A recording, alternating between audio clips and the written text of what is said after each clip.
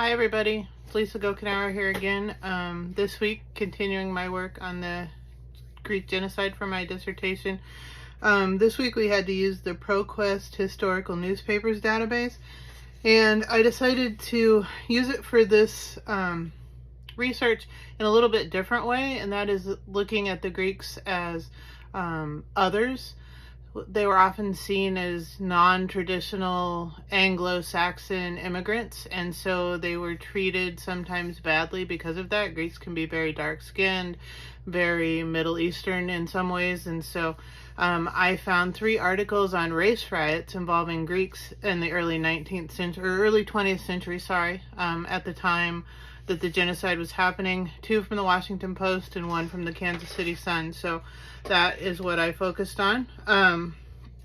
So here we go. While the Greek genocide unfolded in the Ottoman Empire, Greek immigrants in the U.S. were facing their own forms of persecution. The ProQuest Historical Newspapers database reveals a disturbing pattern of race riots targeting Greek communities in Roanoke, Virginia in 1907, in Belhaven, North Carolina in 1908, and in South Omaha, Nebraska, 1909.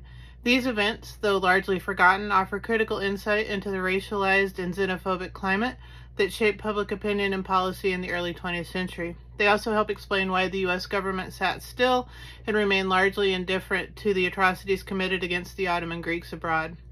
The Roanoke race riot began over a 5-cent sandwich dispute and escalated into a 4-hour mob attack on Greek and Syrian businesses. The violence was so severe that the mayor, the police officers, and firemen were injured while trying to restore order in Roanoke. Despite the destruction of over a dozen establishments, no Greeks were arrested, and the community had to appeal to the Greek consul general for protection.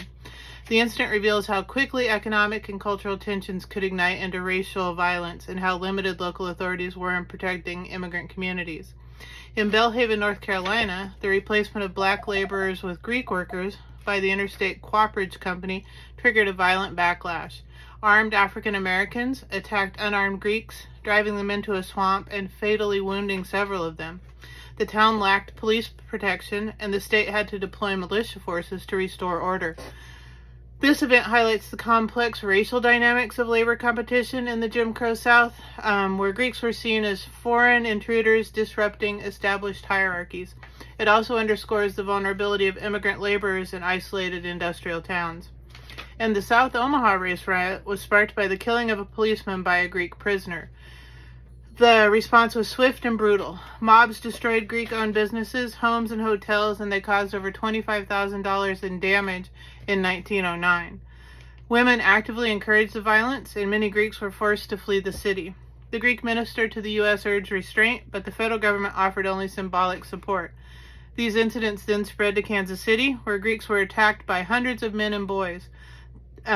And I live just an hour from South Omaha. My uncle lived there my entire life, and I have never heard of this incident until I started doing research for this paper. So it's very interesting that it's virtually unknown here.